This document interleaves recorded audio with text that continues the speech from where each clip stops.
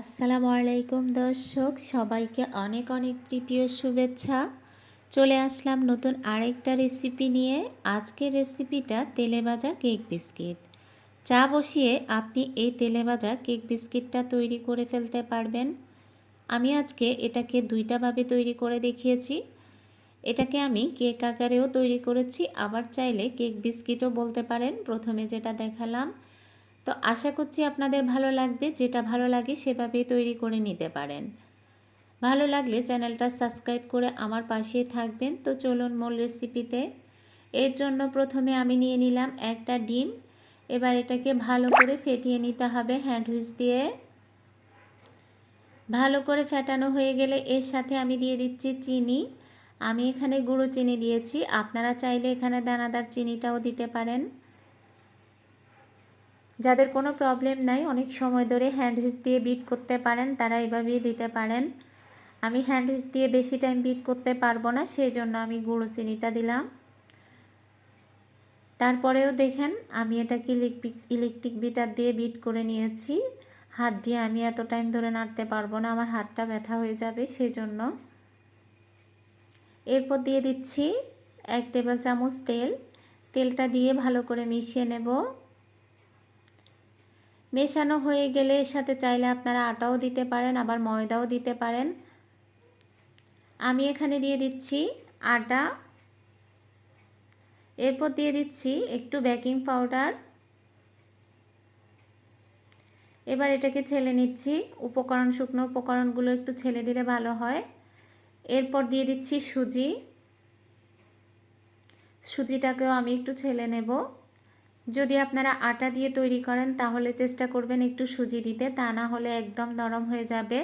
আর যেহেতু আমরা এটাকে তেলে ভাজবো, এটা অনেকটা তেল টেনে নেবে। সুজি দেওয়ার কারণে এটা একটু তেল টানবে না। আর একবার হলেও ট্রাই করে দেখবেন, আমার কথা বিশেষ না হলে। দেখুন এটাকে আমি এভাবে একটু আঠালো করে তৈরি করে নিয়েছি। এটা কিছুক্ষণ পরে আর একটু ফুলবে, যেহেতু আমি এখানে সুজি দিয়েছি। এভাবে এটাকে 5 মিনিট রেস্টে রেখে দেব। 5 মিনিট পর দেখুন আমি হাতের মধ্যে একটু তেল লাগিয়ে নিলাম, আর চামচের সাহায্যে এভাবে হাফ চামচ করে নিয়ে নেব। এটা চামচের সাহায্যে নিলে আপনার জন্য ভালো হয়। দেখুন এরপর হাতের মধ্যে আঙ্গুল দিয়ে এভাবে চেপে নেব প্রথমে।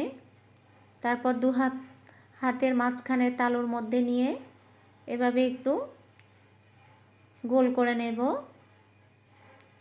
তারপর আঙ্গুল দিয়ে এভাবে একটু চাপ দিয়ে নেব। শেষ, রেডি হয়ে গেল। এবার এভাবে একটা একটা করে আমি তেলে দিয়ে দিচ্ছি।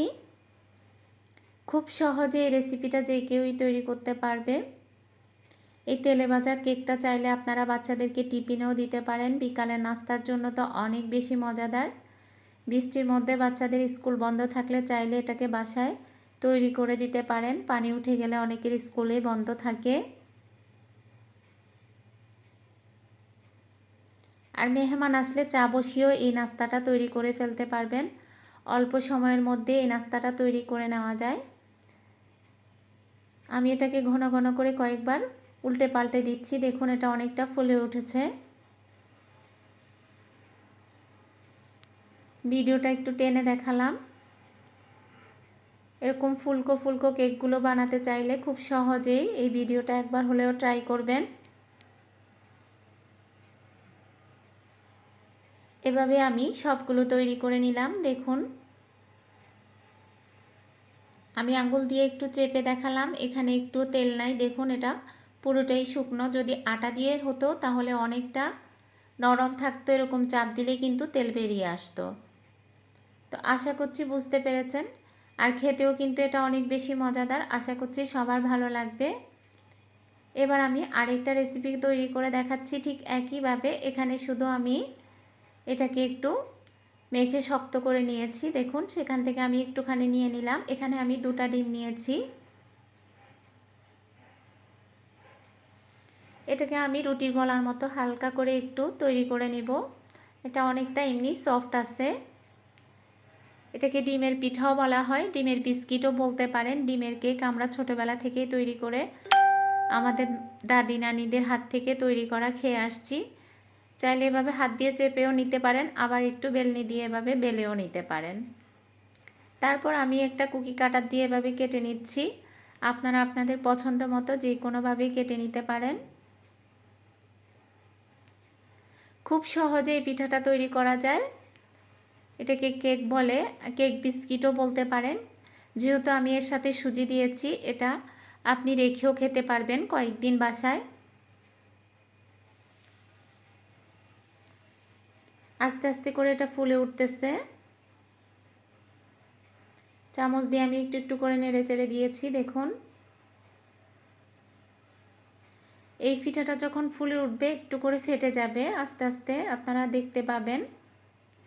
খুব সহজে যে কেউই তৈরি করতে পারবেন, যে প্রথমবার তৈরি করবেন এই পিঠাটা সেও তৈরি করতে পারবেন, সফল হবেন আশা করছি। আর এই বিস্কিটটার সাথে তেল দিতে হবে না। আমি প্রথমে যেটা দেখালাম সেখানে তেল দিয়েছি, এখানে তেল দিতে হবে না।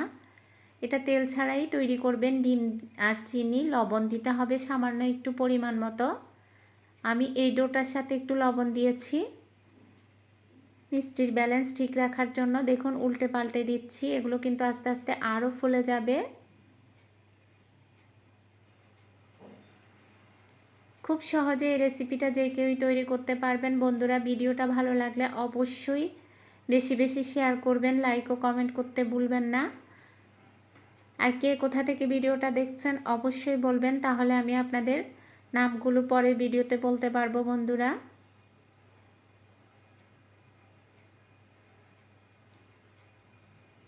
এভাবে উল্টে পাল্টে ভেজে নিচ্ছি। দেখুন হয়ে গেছে। পছন্দ অনুযায়ী কালার আসলেই তুলে নেবেন। দেখুন মাঝখানটা ফুলে কি সুন্দর ফেটে গেছে। দেখে খেতে কেমন লোভ হচ্ছে। আশা করছি সবার ভালো লাগবে। ভালো লাগলে অবশ্যই চ্যানেলটা সাবস্ক্রাইব করে পাশেই থাকবেন। দেখুন তেলটা কিন্তু অনায়াসে টেনে যাবে, এখানে একটু তেল নাই। এখানে আমি সুজি দেওয়ার কারণে এটা কিন্তু এতটা সুন্দর হয়েছে। আশা করছি সবার ভালো লাগবে। তো আমি আপনাদেরকে একটা একটু ভেঙে দেখাবো। দেখুন উপর আর নিচ দুটা দেখতে কতটা সুন্দর হয়েছে। একটা কেক বিস্কিট ভেঙে দেখালাম, দেখুন কতটা ফুলকো আর কতটা মজাদার। আশা করছি সবার ভালো লাগবে। ভালো লাগলে অবশ্যই আমার পাশেই থাকবেন।